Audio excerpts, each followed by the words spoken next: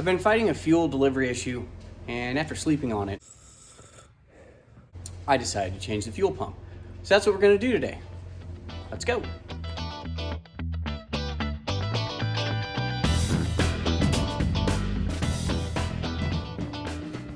There's not a ton of room, so what I'm gonna do is I've actually got a long extension 3/8 and I've got a 5/8 crowfoot, and we will try to see if that will give us enough room to turn this. Hopefully it will. I think it will, because I've got clearance straight up and down. I just don't have side-to-side clearance on this. So, try to angle this so I can get it on there, maybe. There we go. Now I should be able to turn that 5/8. Yes. They didn't have any room because of the steering box and the power steering pumps. I know why they did it. It's just a pain that they did it this way. Oh, just think of the fun this is going to be to put back on. It's off. Had some spring tension on it. That's fine. I think this is a 13. There are 2 bolts that hold this pump on, and you can't really get to either one very well, but we're gonna try. So I've got a wobble socket and a wobble extension, and that fuel line's in the way, but I can move that because I disconnected it. Okay. Oh, that might have turned it.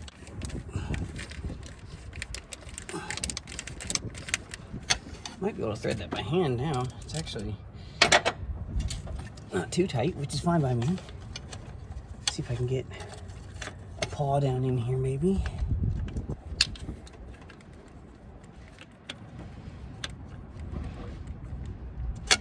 Oh, don't do that. Oh yeah, that upper bolt is definitely loose. That's kind of nice.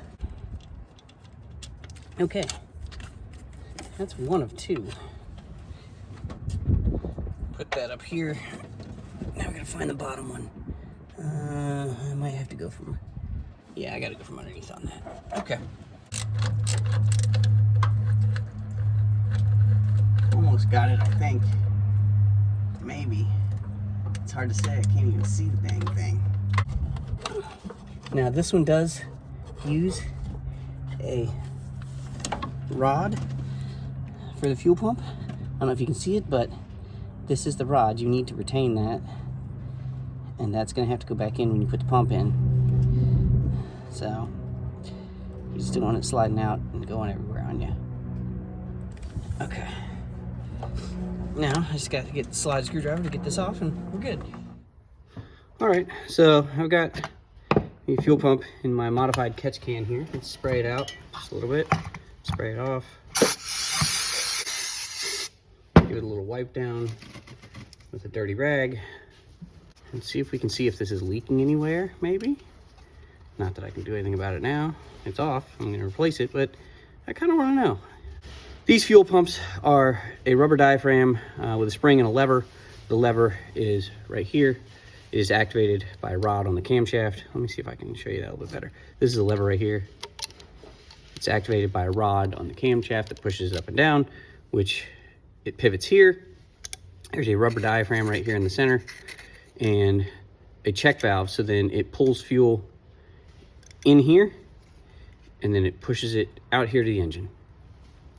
And on the back side, it has a weep hole. So this is on the bottom. So if I was leaking fuel, I should have had fuel running out of here, but I didn't. But I could still have a bad crimp seal around the edge of the pump.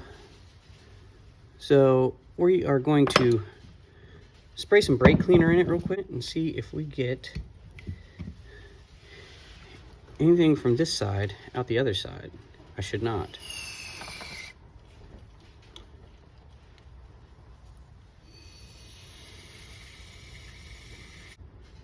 This should just fill up and empty out. And that's what it's doing. It's working correctly. Let's try this side of it. I believe I have just found the culprit of our air leak. It's not the weep hole. I believe it's the crimp seal here on the edge. What we're gonna do is we're gonna crack this pump open and we're gonna look at the diaphragm inside. I'm replacing it anyways, but I wanna see. And all I'm gonna do is pinch this rolled crimp seal into this vise like that, and then just peel it. Just a little bit to get it off there.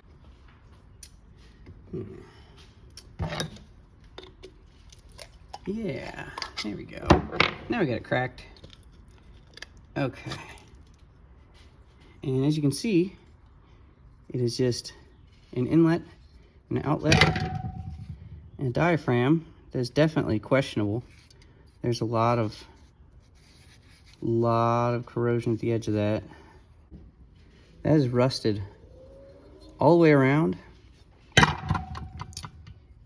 And you keep moving this rubber diaphragm in between and it could definitely go. So, and at a rapid enough rate that it's constantly doing that and moving fuel in here, which is a one-way valve, and then out here, which is also a one-way valve the other way.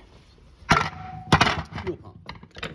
Okay, let's go back out to the truck and try to put that other one back on. What I like to do is I like to put a little bit of silicone basically on the back side of this, just to stick the gasket to the pump, and then since I did that, I figured I might as well use the rest of it that was on my finger to wipe the front side. Now that that's started, I'm going to work on the bottom bolt. Definitely take the oil sending unit or oil pressure switch that is right behind the lower radiator hose. That one. Unthread that. You'll have maybe a tablespoon or two of oil come out. Not a big deal, but man, is that going to make life easier. All right, back to the top. There we go. Okay. These bolts are snugged up. Only thing left are the fuel lines. Yeah, that should be okay.